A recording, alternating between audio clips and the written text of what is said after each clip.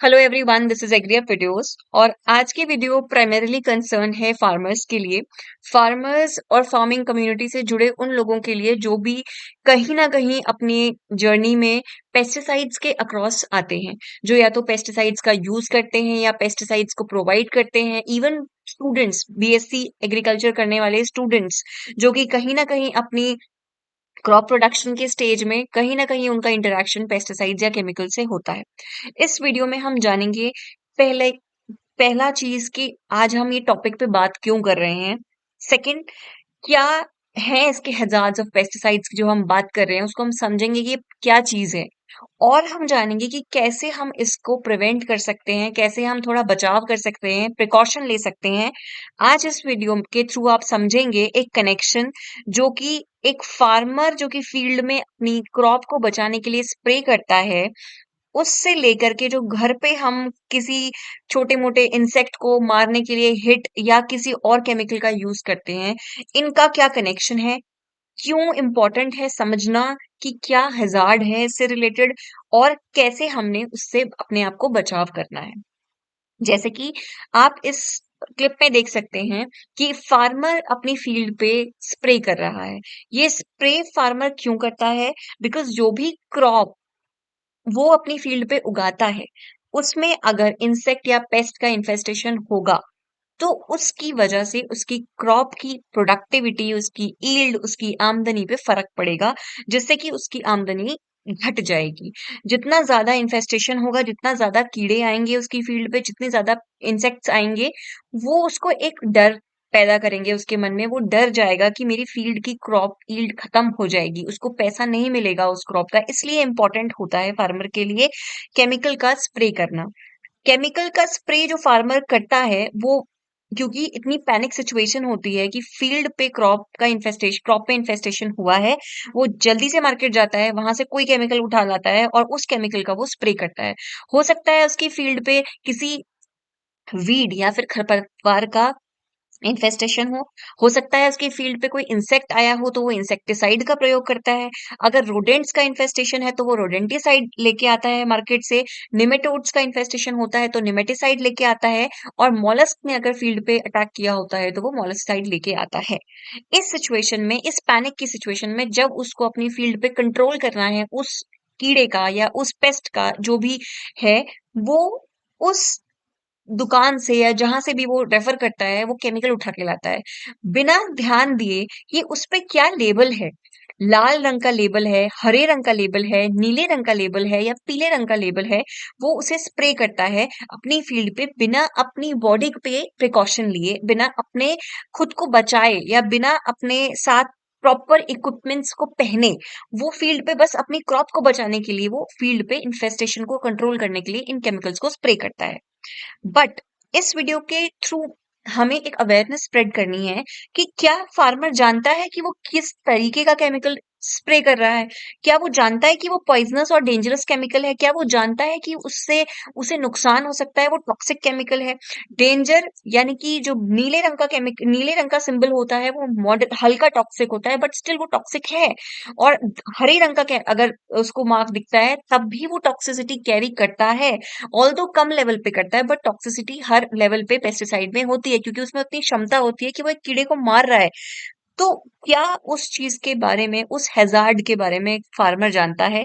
इस तरीके का वार्निंग का अगर सिंबल उसे अपने पैक पे दिखता है जो कि वो खरीद के लाता है, क्या उसके बाद वो कुछ करता है? क्या फार्मर कुछ इक्विपमेंट पहन के उस केमिकल को स्प्रे करता है? नहीं कर पाते हैं मोस्ट ऑफ द फार्मर्स। आज की डेट पे भी हमने खुद अपनी आंखों से देखे हैं कि स्प्रे हाथों से कर रहे हैं, बिना किसी इक्विपमेंट को, बिना किसी पीपीई किट को अपने फेस पे, अपनी बॉडी पे, अपने हाथों पे, अपने पैरों पे लगाए हुए वो केमिकल को स्प्रे करते हैं। बिकॉज उनका मेन टारगेट होता है कीड़े को मारना, ना कि उनका फोकस होता है सिर्फ मेरी क्रॉप बच जाए। इतना डेडिकेशन फार्मर के पास होता है उस टाइम। लेकिन ये ज़रूरी है हमें फार्मर को समझाना कि नहीं, ये बहुत ही गलत प्रैक्टिस है। बहुत सारे हेवी मेटल्स, बहुत सारे केमिकल्स जब फार्मर स्प्रे करता है, स्प्रे के दौरान उसकी बॉडी में अगर वो इन्हेल करेगा तो उसके लंग्स में उसकी बॉडी में, उसके लिवर में, उसके हर बॉडी के पार्ट में वो केमिकल जाने की क्षमता रखता है।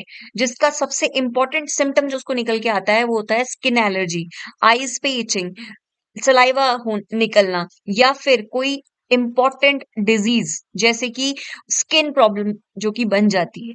एक्यूट इफेक्ट्स होते हैं इस चीज के जो वो करता है। स्किन प्रॉब्लम्स डेवलप होती हैं, रेस्पिरेटरी प्रॉब्लम्स हो सकती हैं। अगर फ्रिक्वेंटली वो केमिकल का यूज करता है बिना किसी प्रोटेक्शन के, तो वो रिप्रोडक्टिव इश्यूज को कॉज कर सकता है, उसके बच्चों को रिस्क हो सकता है, नर्वस सिस्टम पे डैमेज हो सकता है, कैंसर जैसी बड़ी भारी भयानक बीमारियां हो सकती हैं। और अगर हम डिस्ट्रक्शन की बात करें बड़े लेवल पे, अगर अगर ये चीजें हो रही हैं, तो gene, enzyme, cellular level, metabolic level, सब पे डिस्ट्रप्शन कॉज हो सकता है। तो इसका उपाय क्या है? हमें करना क्या है? हमें फार्मर को अवेयर करना है, उसको अवेयरनेस स्प्रेड करनी है कि भले ही किसी भी तरीके के पर ग्लव्स पहनो, हाथ से कभी भी यूरिया का स्प्रे मत करो। कोई भी केमिकल अगर आप स्प्रे करते हो तो उसे हाथ से मत करो, क्योंकि उस केमिकल में उतनी शक्ति है कि वो आपके फील्ड के में वो तत्व दे रहा है, या वो उस फील्ड से किसी कीड़े को हटा रहा है, तो उसमें उतनी जलन कॉज होगी। तो इसलिए सबसे इंपॉर्टेंट है ग्लव्स पहने।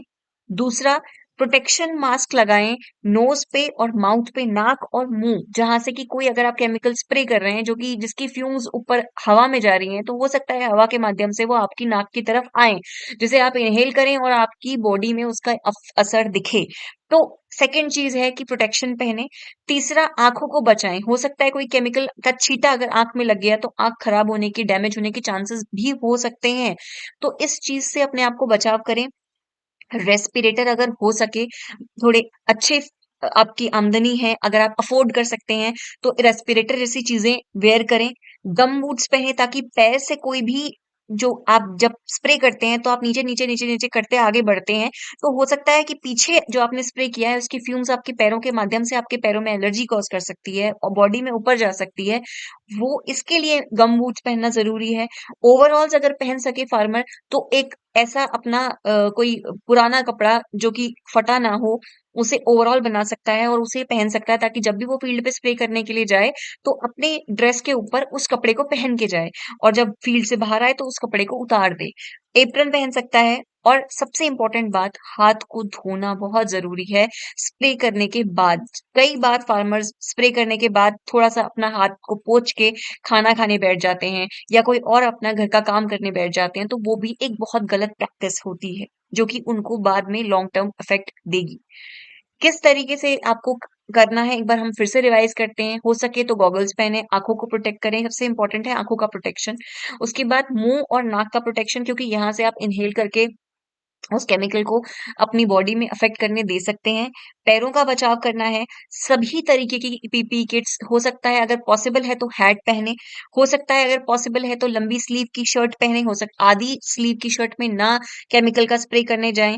इस तरह की, जिस तरह की पिक्चर में यहाँ दिखाया गया है, इस तरह से कोशिश करें कि आप अपनी फील्ड पे ये पहन के जाएं, बिकॉज इससे आपका प्रोटेक्शन होना बहुत जरूरी है। क्रॉप बचेगी वो इम्पोर्टेंट है, बट सबसे ज्यादा जरूरी है कि आप अपना बचाव किस तरह से करते हैं।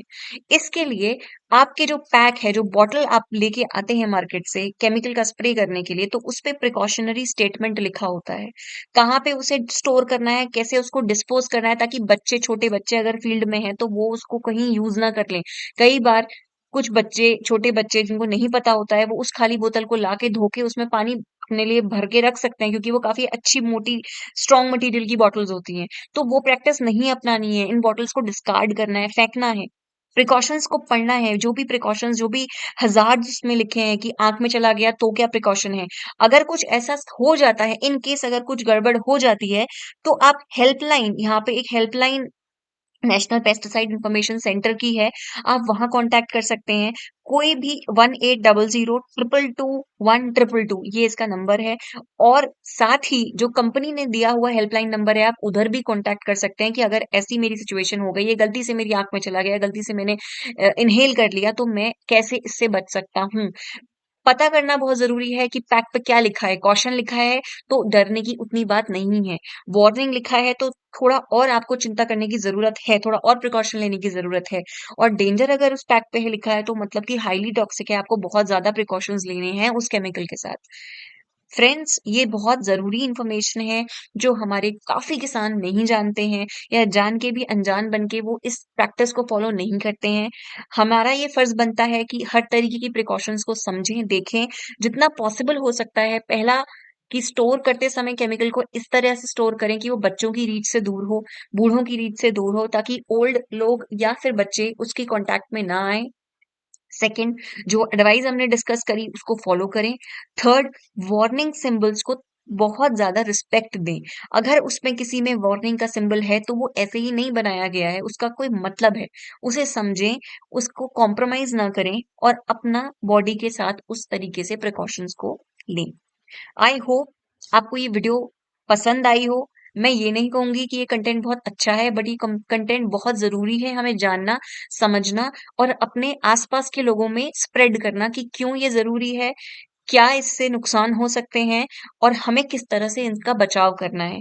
ये वीडियो आप उन लोगों को शेयर कीजिए जो भी आपके आसपास फार्मिंग कम्युनिटी में हैं, जो भी किसान हैं, जो भी किसानी करते हैं, खेत में कुछ क्रॉप उगाते हैं और प्रिकॉशंस को नहीं फॉलो कर रहे हैं या कहीं न कहीं बायपास कर रहे हैं।